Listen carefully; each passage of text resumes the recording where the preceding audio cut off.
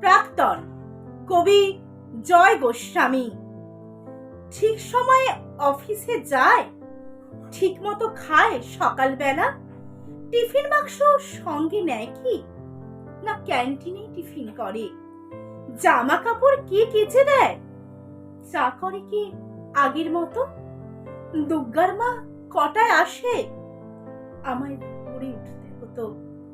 সেই শার্টটা পরে এখন ক্যাটক্যাটে সেই নীল রংটা, নিজের তো সব ওই পছন্দ। আমি অলিভ দিয়েছিলাম।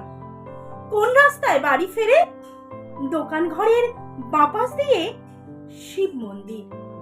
জানলা থেকে দেখতে পেতাম রিক্সা থামলো। অফিস থেকে বাড়ি আসে নাকি সোজা আড্ডাতে যায়? তাসের বন্ধু ছাই পাশেরও বন্ধুরা সব আসে এখন। টেবিল ঢাকা মেঝের ওপর সমস্ত ঘর ছাই ছড়ানো, গিলাস গড়ায় বোতল গড়ায়, টলতে টলতে শুতে যাচ্ছে। কিন্তু বোতল ভেঙে আবার পায়ে ঠুকলে রক্তারক্তি। তখন তো আর হুঁশ থাকে না।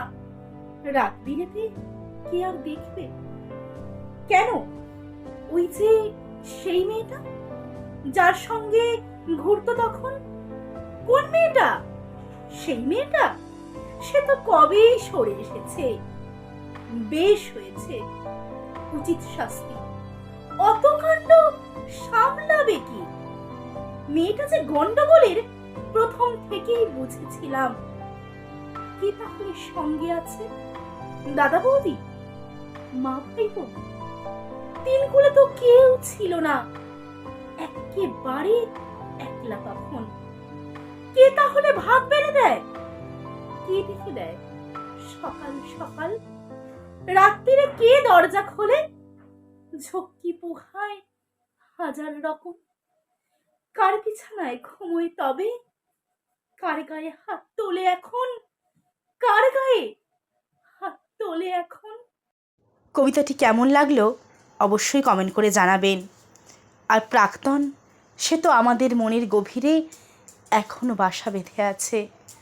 এখনও তার স্মৃতি থেকে আমরা পুরোপুরি বেরিয়ে আসতে পারিনি।